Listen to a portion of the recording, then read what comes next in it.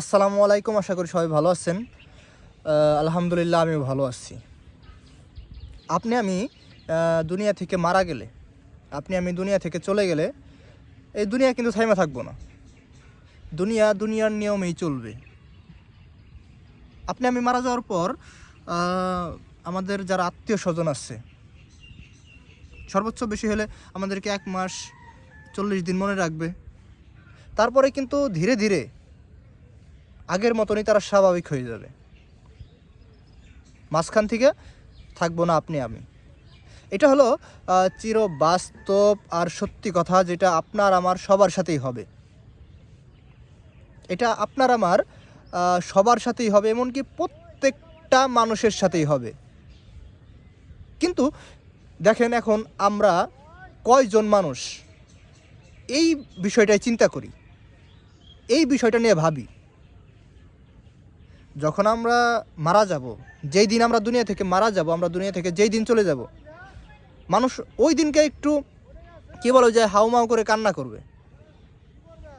মানে ওই দিনকে একটু তারা আপসেট থাকবে, সবার মন খারাপ থাকবে, এটা স্বাভাবিক।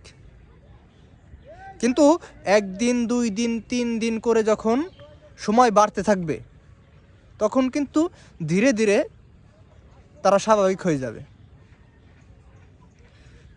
তারা তাদের মতন করেই চলবে, কিন্তু তাদের মাঝখান থেকে থাকবো না আমি।